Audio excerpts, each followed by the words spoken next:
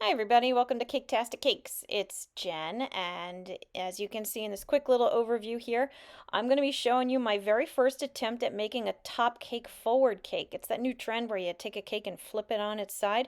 So yeah, follow along, see what I did, see if you can gain anything from it, and if you see me use any tools or supplies you can use, check the link to my website in the description below. It should be able to help you out.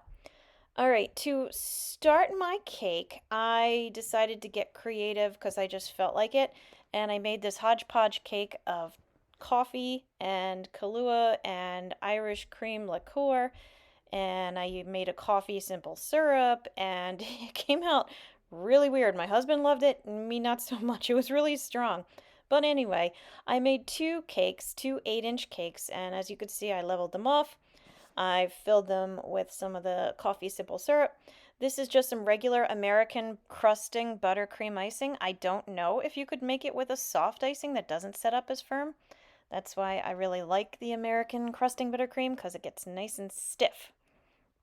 As you can see, I also generously, shall we say, flavored it with some more of the Irish cream liqueur. So this stuff was kicking.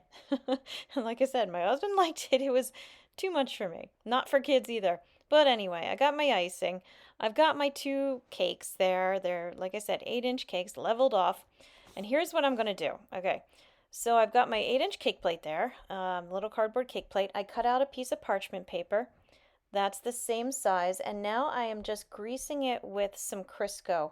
My plan is to keep sticking this cake in the refrigerator and even the freezer at one point, so I am going to need to be able to peel that back off, and I was afraid the cardboard would stick, so I used the parchment paper so that I would make sure it does not stick. However, it made my cake very slippery all over my spinning stand there, so I should have put something underneath it. Anyway, okay, I just have the two layers. I did not separate them to put icing in between, excuse me. So it's denser, a little more stable, a little bit more of the integrity is maintained.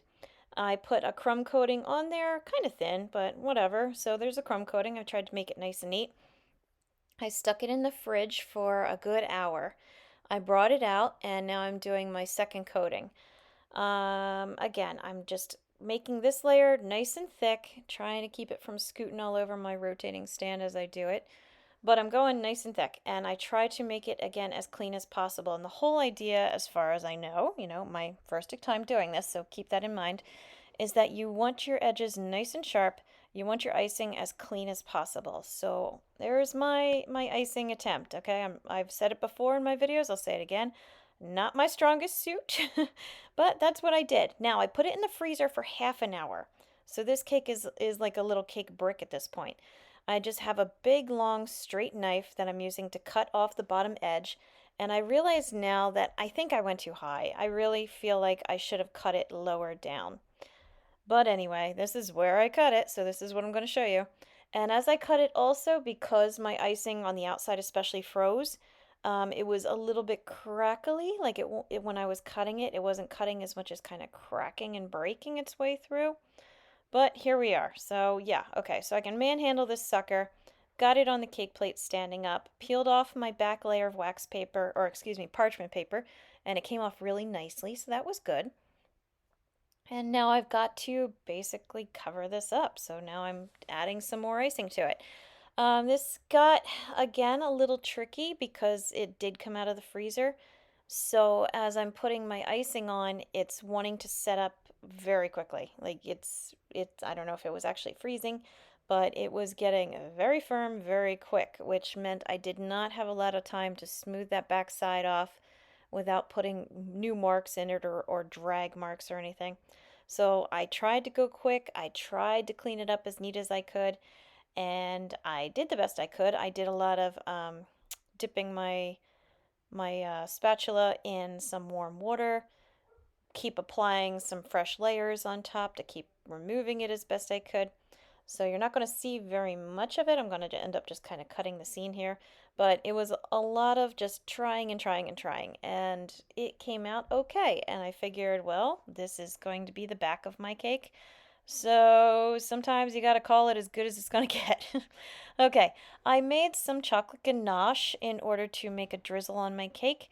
I'm just showing you real quick here what I do. I have 4 ounces of 65% cacao. I add half a cup of heavy cream to my saucepan. I heat it up real quick, just to the point where you can kind of see right along the edge when it touches the pan, it's bubbling on the sides. It's not boiling or anything.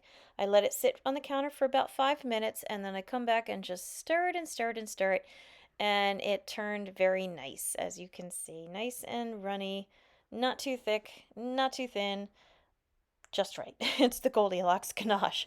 I'm going to test it before I put it on my cake. I just flip a bowl over and drizzle it. See how runny it is and how loose it is. And if you can notice, it's not really running down the sides very much at all. I was also going kind of thin.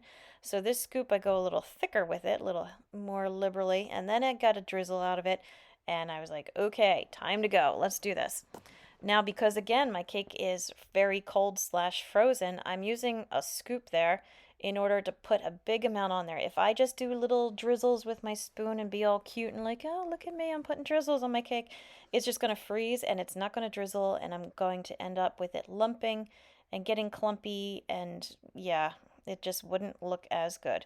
So even right here, it was kind of setting up a little bit quicker than I wanted to, so I had to go back with my spoon to add some more drizzle touches to it, just to make it actually run down the front a little bit more.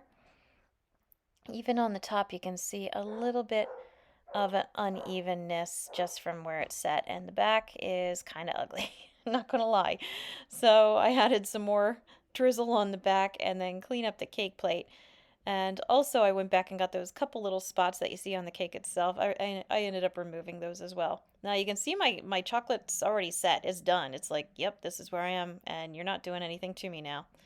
So I got some more of my buttercream icing. I just put in a big pipette bag with an open French tip. And I'm just making some dollops, just big old swirly dollops. And I kind of started at the top, going down the one side. I wanted it to not wrap around the cake, but just to kind of, I don't know, give it more of a cascade effect, I guess.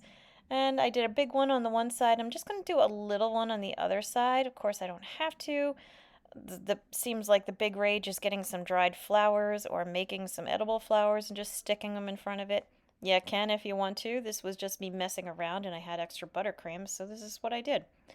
I added a few more, brought it more down onto the cake plate itself as well, because I felt like it needed to come forward a bit, which maybe is also why people put the dried flowers in front. But anyway, I got some coffee beans, some chocolate covered coffee beans. I stuck them between my dollops. I know a lot of people stick them right on top of or in the center of their dollop, but mine are going in between, darn it. Again, just kind of giving it more of that cascading down feel and effect, that it's all just tumbling down together.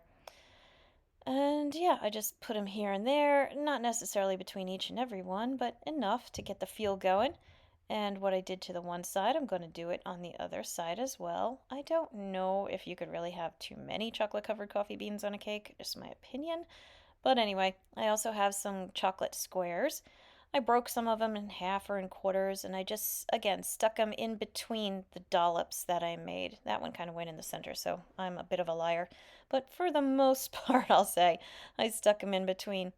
And that's it. So that's my very first attempt at my top cake forward. I think it's kind of pretty. It was a lot of fun to do. I want to do more of them. So let me know what you think in the comments below. Have you tried it? Is there any tips you can offer? I would love to hear it. So thank you for checking out my video. I've got a lot of other ones out there, so please take a look. Please consider liking and subscribing because it really does help me out. And thank you for watching Caketastic Cakes.